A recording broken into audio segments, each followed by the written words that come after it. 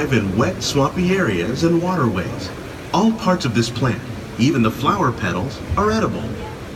The starchy root of the plant has long been used to make flour for baking. Did you know that orchids were edible? One day, many of these lesser-known tropical plants may be as important as the bananas growing on both sides of the boat. Hey, look, there's a peanut butter tree. More than 28 million tons of bananas are eaten annually, making it the most popular fruit in the world.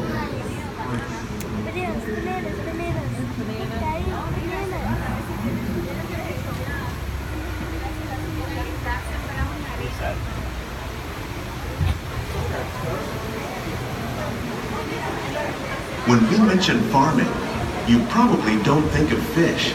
But fish farming, or aquaculture, accounts for nearly half of all the seafood consumed globally. Tilapia, bass, and catfish, like the ones you see here, are three of the more popular crops raised by fish farmers. The sustainable system we're using here recycles the water in the tanks. As a result, we're able to save millions of gallons each year.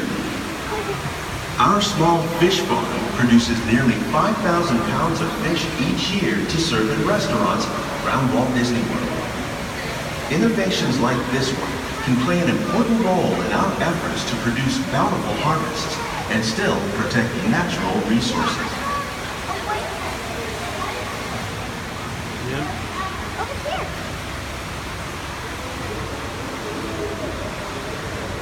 We're going back into the gardens. You like this ride, don't you? Yeah. While there are more than 50,000 edible plant species in the world, most of us are only familiar with the handful that make up our everyday diet. The common grains growing here, wheat, maize, sorghum, and millet, plus rice, account for nearly 2/3 of our global food consumption. Learning how to increase yields of these staples is an important goal of research around the world. Back there. So the pumpkin's hanging. These plants are definitely on their way up. Innovative growing techniques like these increase yields while more efficiently using resources like water, fertilizer, and pesticides. Another innovation at work here is our integrated pest management program. By populating our greenhouses with beneficial insects that prey on harmful pests like aphids and flies, we are significantly reducing our reliance on conventional pesticides. We're growing these crops using our nutrient film system. This technique precisely controls and recycles water and nutrients. With it, we can produce over 27,000 heads of lettuce a year in this one small area.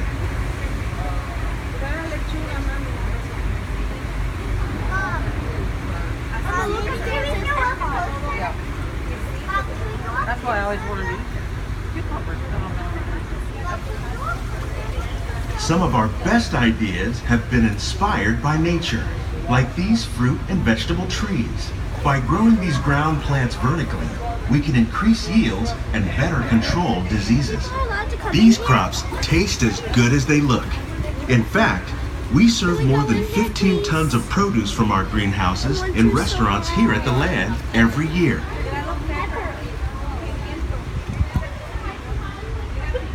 Bitter melons.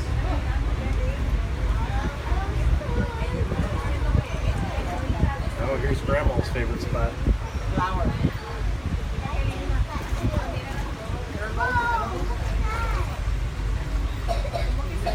The future of agriculture may include innovative ideas like this vertical growing system. Plants grown in this way use a fraction of the space required by traditional growing methods. That saves water and increases production. The aquaponics system on your left combines hydroponics with aquaculture. The fish provide a natural source of fertilizer for the plants, and the plants help keep the water clean for the fish. It's another great way to produce more while using less. In our lab, Epcot scientists are working with the U.S. Department of Agriculture on a number of innovative projects. The goal of these efforts is to produce higher yielding and better quality plants. Is that fun? Yeah. I liked it.